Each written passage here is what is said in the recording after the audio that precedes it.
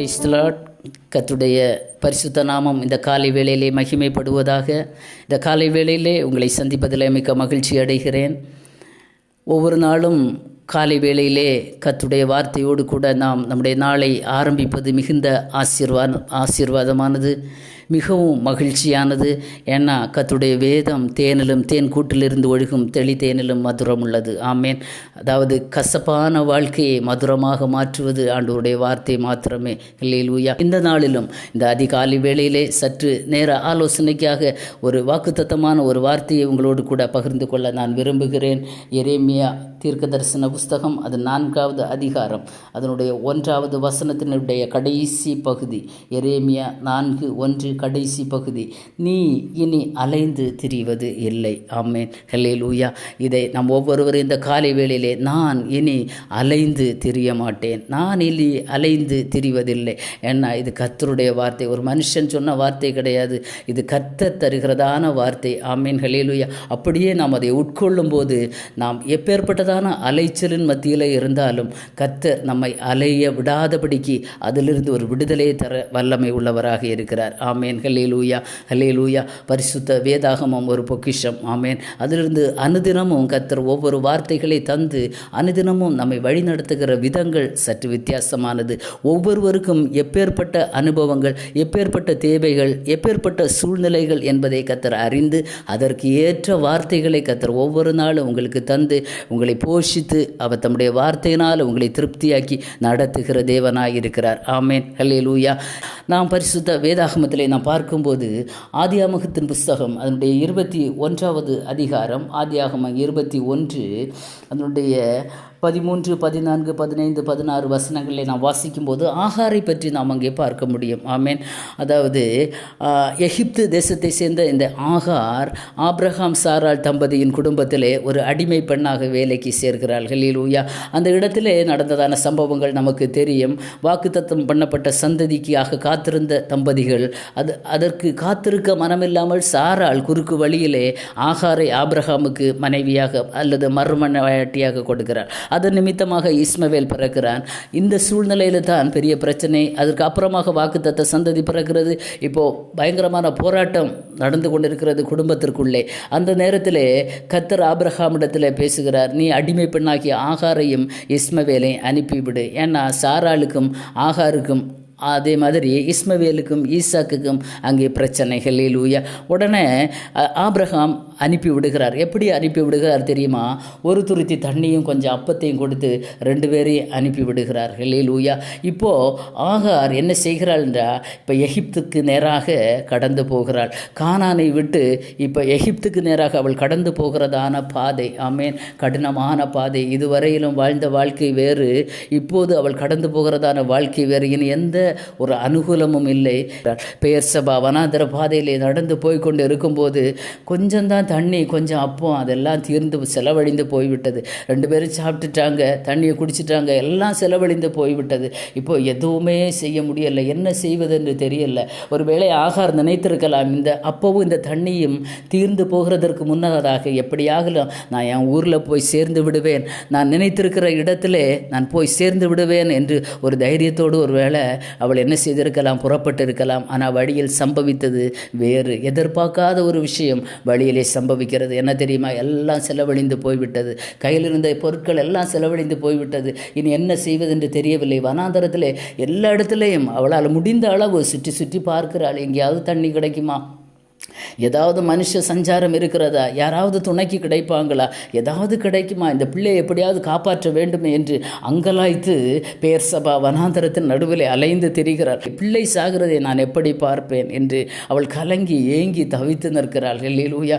அன்பான தெய்வ பிள்ளைகளை, இந்த காலை வேளையில் இப்பேற்பட்ட ஒரு சூழ்நிலையில் இருக்கிறீங்களா? ஏதோ கொஞ்சம் இருந்ததும் செலவழிந்து போய்விட்டது. கொஞ்சம் ஒரு நம்பிக்கை இருந்தது, அந்த நம்பிக்கையும் அற்றுப்போய் இப்போ ஒரு வனாந்தரமான ஒரு பாதையில் ஒரு வழி வழியிலே வந்து நிற்கிறீங்களா? தேவ பிள்ளைகளே, ஆகார் ஆபிரகாம் தன்னை அனுப்பி விட்ட போது கூட அவள் அழுததாக வேதாகமத்திலே இல்லை. ஹல்லேலூயா. அவள் மன கஷ்டங்கள் இருந்திருக்கலாம், எல்லாவற்றையும் கட்டுப்படுத்தி விட்டு தன்னுடைய குமாரனையும் கூட்டிக் கொண்டு அவள் வருகிறாள். ஹல்லேலூயா. இதுவரை இஸ்மவேலுக்கு ஆகாரம் கொடுக்க இல்லையே, தண்ணி கொடுக்கவில்லை என்பதுதான் ஒரு பெரிய பிரச்சனையாக இருந்தது.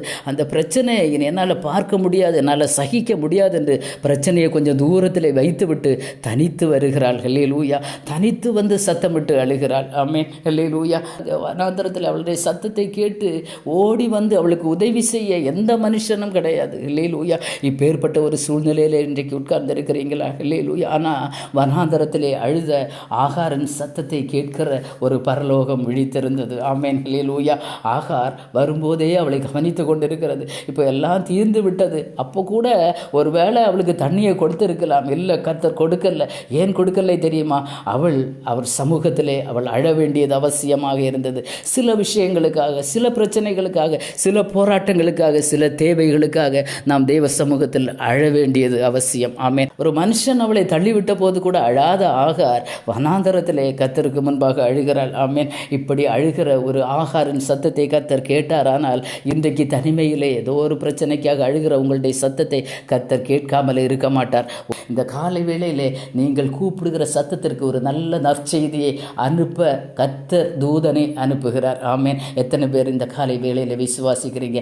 ஆகார் தனியாக ஒரு இடத்துல இருக்கிறார். நீங்கள் அது மாதிரி தனியாக இருந்து ஜெபிக்கிறீங்களா? ஏதோ ஒரு பிள்ளைகளுடைய பிரச்சனைக்காக, ஹல்லேலூயா, பிள்ளைகளுடைய தேவைகளுக்காக, திருமண காரியமாக இருக்கலாம், வேலை விஷயமாக இருக்கலாம். இல்லை, என் பிள்ளைக்கு திருமணம் ஆகிவிட்டது, ஒரு குழந்தை பாக்கியம் இல்லையே, இந்த விஷயத்துக்காக யாரும் தெரியாமல் தனிமையில் அழுது கொண்டிருக்கிறீங்களா? பிள்ளையின் சத்தத்தையும் பிள்ளை இருக்கிற இடத்தையும் கர்த்தர் பார்த்தார், ஆகாரையும் கர்த்தர் பார்த்தார். பிள்ளையின் சத்தத்தை கேட்டார், ஆகாருடைய அழுகையின் சத்தத்தையும் கர்த்தர் கேட்டார். ஆமென். இன்றைக்கு உங்கள் பிள்ளைகளுடைய மேல் இருக்கிறதான தேவைகளையும் கர்த்தர் அறிந்திருக்கிறார். நீங்கள் அழுகிற சத்தத்தையும் கர்த்தர் கேட்டிருக்கிறார்.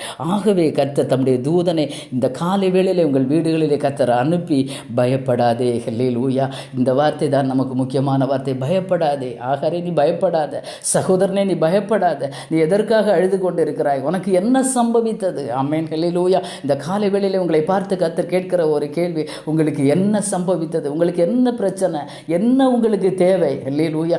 எந்த தேவையாக இருந்தாலும், மலை போன்ற தேவையாக இருந்தாலும், அந்த தேவையை சந்திக்க என் தேவனால் முடியும். வனாந்தரமான வாழ்க்கையாக இருக்கலாம். சங்கீதக்காரனாகிய தாவீது 63வது சங்கீதம் 1வது வசனத்திலே யூதாவின் வனாந்தரத்திலே இருந்து அவர் பாடுகிறார், வறண்டதும் விடாய்த்ததும் தண்ணீரற்றதுமான நிலம், ஆனால் என் ஆத்மா உம்மை வாஞ்சிக்கிறது. ஆமென். ஹல்லேலூயா.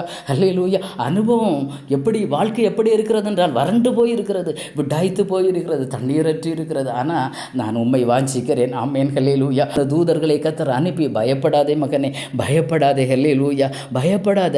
உன் பிள்ளையுடைய தேவையை நான் அறிந்திருக்கிறேன். உன் பிள்ளைக்கு என்ன தேவை என்பதை நான் அறிந்திருக்கிறேன். உன் குடும்பத்தில் என்ன தேவை என்பதை நான் அறிந்திருக்கிறேன். அதை நான் உனக்கு இப்போது காண்பித்து கொடுக்க வந்திருக்கிறேன் என்று சொல்லி ஆகாருடைய கண்களை திறந்தார். அங்கே ஒரு நீரூற்று.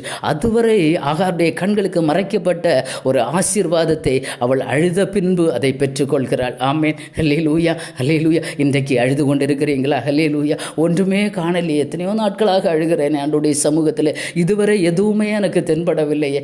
இன்றைக்கு கர்த்தர் உங்கள் கண்களை திறக்கப் போகிறார். ஆமென். உங்களுக்காக மறைக்கப்பட்டிருக்கிற ஒரு ஊற்று இந்த காலை வேளையிலே கர்த்தர் திறக்கப் போகிறார். ஆமென். எத்தனை பேர் விசுவாசிக்கிறீங்க? ஆமென். ஹல்லேலூயா. ஹல்லேலூயா. அடைக்கப்பட்ட ஒரு வாசலை கர்த்தர் திறக்கப் போகிறார். அடைக்கப்பட்ட கர்ப்பத்தை கர்த்தர் திறக்கப் போகிறார். ஒரு ஊற்று இந்த காலை வேளையிலே உங்களுக்காக திறக்கப் போகிறது. ஆமென். சங்கீதக்காரன் என்ன சொல்லும் போது, என் அலைச்சல்களை தேவரீர் அறிந்திருக்கிறீர். ஹல்லேலூயா.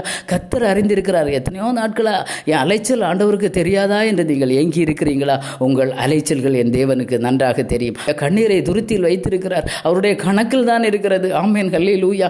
ஒரு ஊற்றை கர்த்தர் காண்பித்து கொடுத்தார். அவளும் அவளுடைய குமாரனின் தாகத்தை தீர்த்து கொண்டார்கள், பிழைத்து கொண்டார்கள். ஆமென். ஹல்லேலூயா. இன்றைக்கு சாக போகிற அனுபவத்தில் எதுவுமே இல்லை. ஹல்லேலூயா. வாழ்க்கை முடிந்து விடுமோ, இவ்வளவுதான், இந்த குடும்பம் இதோட போய்விட்டது என்று எண்ணி ஒருவேளை காத்திருப்பாங்க. நீ அந்தரங்கத்தில் விடுகிற கண்ணீர் அவங்களுக்கு தெரியாது, ஆனால் என் தேவனுடைய கணக்கில் இருக்கிறது என்பதை மறந்து விடாதே. ஹல்லேலூயா. ஏசாயா தீர்க்கதரிசன புஸ்தகம் 43:19 இதோ நான் புதிய காரியத்தை செய்கிறேன், இப்பொழுதே அது தோன்றும், நீங்கள் அதை அறியீர்களா? ஆமென். ஹல்லேலூயா. பலவீனத்து நிமித்தம் ஹல்லேலூயா அலைந்து திரிகிறீங்களா? உங்கள் பலவீனத்திலே கர்த்தருடைய பலன் பூரணமாய் விளங்கும். ஆமென். ஹல்லேலூயா. ஏன்னா நான் வனாந்தரத்திலே வழியையும் அவாந்தர வழியிலே ஆறுகளை உண்டாக்குகிற கர்த்தர். ஆமேன். ஹல்லேலூயா. கர்த்தர் வனாந்தரத்திலே வழியையும் அவரால் உருவாக்க முடியும். அவாந்தர வழியிலே தண்ணீரை உருவாக்க அவரால் முடியும். ஆமேன். உங்கள் தாகத்தை தீர்க்க என் தேவனால் முடியும். ஆமேன். உங்களை பிழைப்பூட்ட என் தேவனால் முடியும். ஹல்லேலூயா.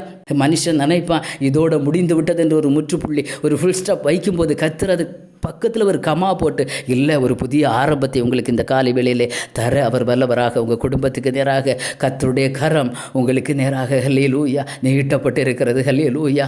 இனி நீ அலைந்து திரிவது இல்லை. ஆமேன். ஹல்லேலூயா. இனி நீங்கள் அலைந்து திரிவதில்லை. ஆமேன். ஜெபிப்போமா? அன்பின் பரலோக பிதாவே, இந்த நல்ல காலை வேளைக்காக உமக்கு ஸ்தோத்திரங்க தாவே. இதை கேட்கிற ஒவ்வொரு தெய்வ பிள்ளைகளுடைய இருதயத்திலும் நீர் பேசினபடியால் ஸ்தோத்திரம். அப்பா, இந்த பிள்ளைகள் ஆண்டவரே இனி அலைந்து தெரியக்கூடாது தகப்பனே. ஹல்லேலூயா. ஆகாருக்கு அவருடைய சத்தத்தை கேட்டு கர்த்தாவே வனாந்தரத்திலே ஒரு நீரூற்றை காண்பித்து கொடுத்தீரே ஆண்டவரே. அதே தேவனே எங்களுடைய தேவன் ஆண்டவரே. வறண்டதும் விடாய்த்ததும் தண்ணீரற்றதுமான அனுபவத்திலே தேவ பிள்ளைகள் ஒரு வனாந்தரமான வாழ்க்கையிலே யாருடைய சகாயமும் இன்றி தனித்து விடப்பட்டு அழுது கொண்டிருக்கிற அழுகையின் சத்தத்திற்கு என் தேவன் செவி கொடுத்து இந்த நாளிலே ஒவ்வொரு தேவ பிள்ளைகளையும் பார்த்து நீங்கள் சொல்கிறீங்க ஆண்டவரே, இனி நீ அலைந்து திரிவது இல்லை என்று இந்த வார்த்தையை கர்த்தர் அதிகாரப்படுத்துவீராக, உறுதிப்படுத்துவீராகப்பா. ஒவ்வொருடைய வாழ்க்கையிலும் கர்த்தாவே இந்த வாக்கு தத்தமானது ஆண்டவரே நிறைவேறட்டு ஆண்டவரே. ஒவ்வொரு தேவ பிள்ளைகளையும் கர்த்தாவை திடப்படுத்துவீராக, பலப்படுத்துவீராக, தைரியப்படுத்துவீராக. கிருபையும் சமாதானம் ஒவ்வொரு தேவ பிள்ளைகளோடு கூட தங்கி இருக்கட்டும். சகல துதி கன மகிமையில் அப்பா ஒருவருக்கே செலுத்துகிறேன் ஆண்டவரே. ஆசீர்வதியும் இயேசுவின் மூலம் ஜெபத்தை கேளும் ஜீவனுள்ள நல்ல பிதாவே. ஆமேன். ஆமேன். God bless you.